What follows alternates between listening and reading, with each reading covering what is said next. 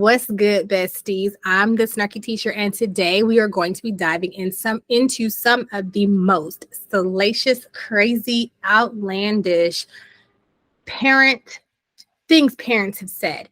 I know that we probably all have some stories, some scenarios, some situations we can definitely discuss. So I have pulled together some of the ones that I've been told, maybe experienced personally, but today's video is all about the 20-something of the most ridiculous things parents have said that have actually left teachers speechless.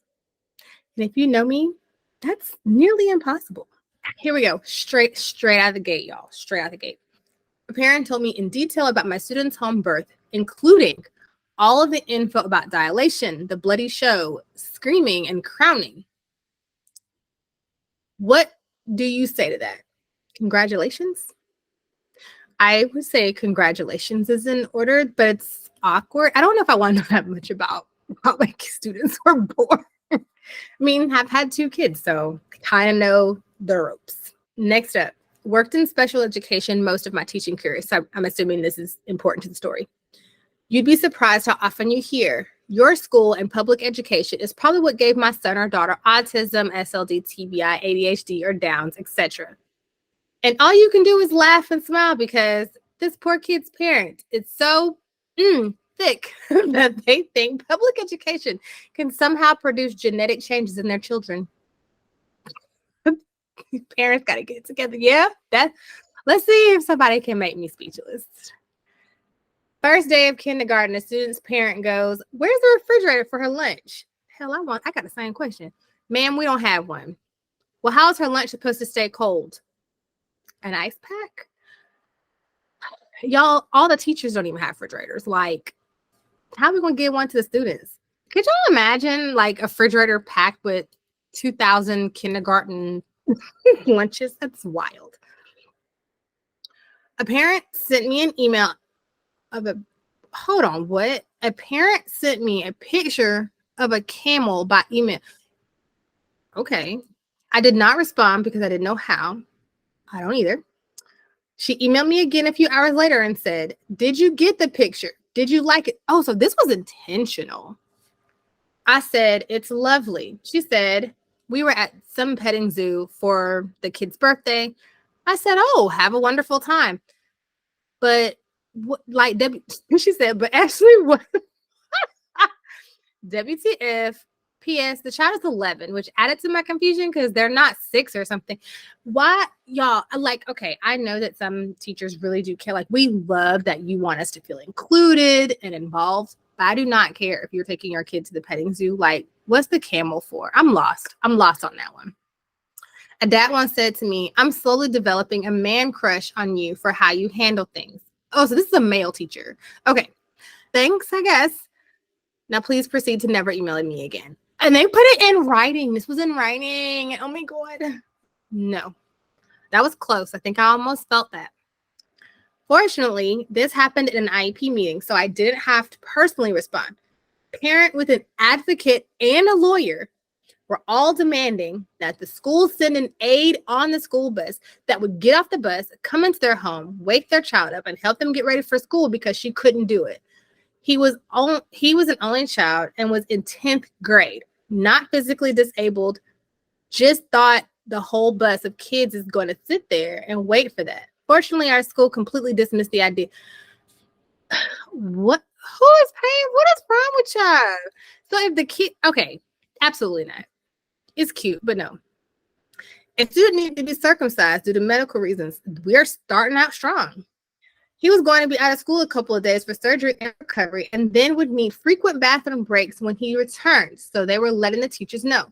But then mom explained in detail the problem that led to him needing the surgery and then the cleaning regimen after which they'd be doing at home, none of which the teacher needed or wanted to know. And the kid likely had been mortified that his mom shared such personal things.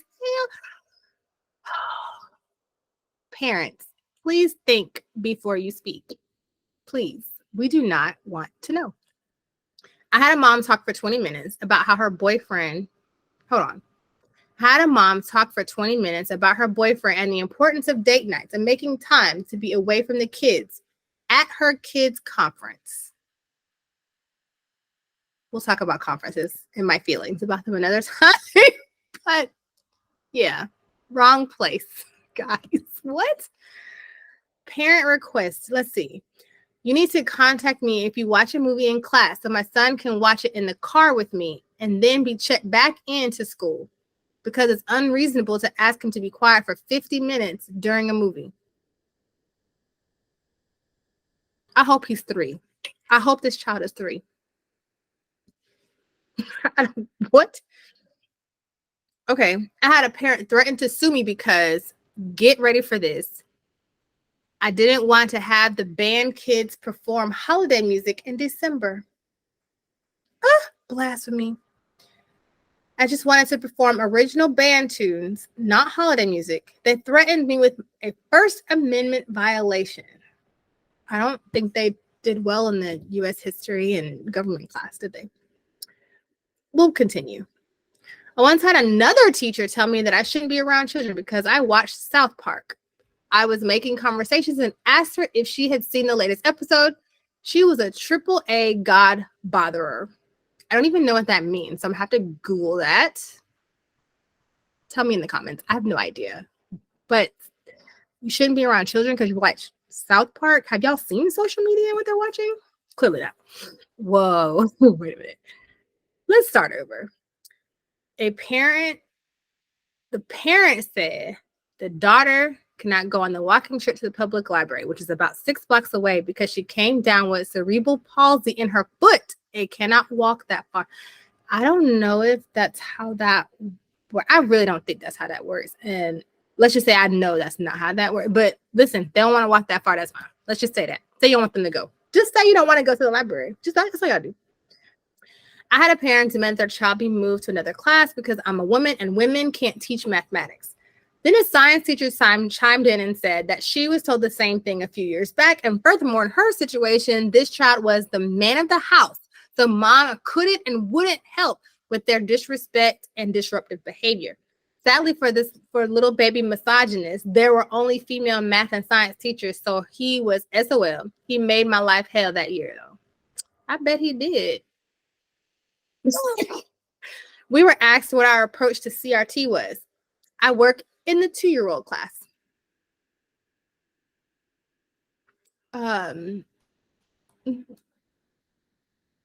Multicolored tissues, maybe? I don't know. This is probably the most ridiculous thing that I've seen. I had a kid cheat on a test. Same answers as the person in front of them. No work, just answers. I called home and the mom said, I know you might not believe this, but she said God gave her the answers.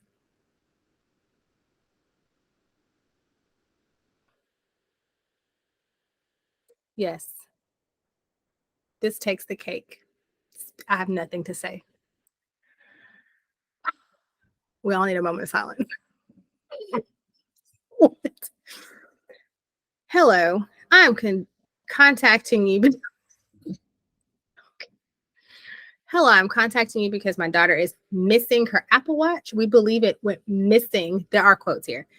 During your class period, what are we going to do to remedy the situation? What I wanted to say, what I wanted to say, I sure hope that we refers to you and your daughter that lost her Apple Watch. There is no way in hell that this is a me problem. Agreed. It's not. This one is not verbal, but it's an action. At conferences, a parent, somewhat unkempt, pulled out nail clippers and started to clip his nails at the table while I explained how behind and unfocused his kid was. The apple doesn't fall far from the tree. 2 schools ago in suburban Florida, whenever somebody says school in Florida, you know it's going to be bad. I called a parent to tell them that their student was in danger of failing my class. The dad said, that's impossible. This is an A school. How could she have a lower grade than an A? I told y'all, whenever you have school in Florida, it's going to be bad. I'm not hating on Florida. I'm just saying, like, it's a little sketch. Once I had a student who was absent multiple days in a row, so I just reached out to make sure she was okay. Her mom emailed me back a picture of 4 corroded, mangled teeth, not in a mouth, with no words or explanation. Why? Now I need an explanation. What? Okay. I received an email from the parent of a student I had the year prior. Okay, so not a current student, last year student, telling me about how their student was struggling in their classes this year and what was I going to do to rectify the situation. Not a damn thing. I kicked him to admin to handle because I don't get paid enough to stick my hand in a hornet's nest. I love it. But in my head, I was like, your kid doesn't even go to the school anymore. Wait a minute.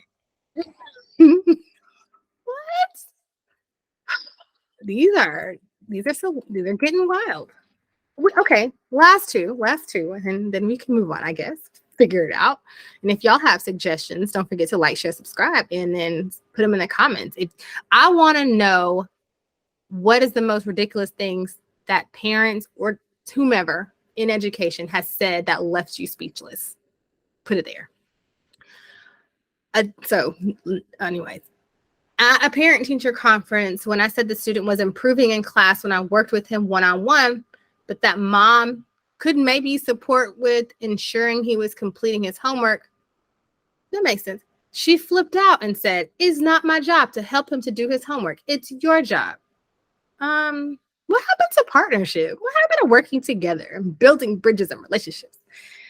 I didn't even respond and had her leave my room because I didn't want to put that idea of you want me to come to your house and do his homework with him in her head. Absolutely damn not. We no. Not in words, but in the past year, we started accepting dojo messages as absence excuses. This could be problematic, but we'll see. I'm here. I'm open. We have to take screenshots and forward to the attendance office. That's extra time, but we're getting a lot more excused absences this way. However, since this started, I've been sent a photo of vomit and a photo of a casket. Just kid is sick or grandma died, please. We are not the FBI. I could not imagine picking up my phone to see a dojo message that says, "Here's a body." Please don't do that to us. Please do not do that to us. Anywho, that was a lot to process. I'm going to contact my therapist. And if you have more things that have left you speechless, put them in the comments. Might be in the next video. Love you.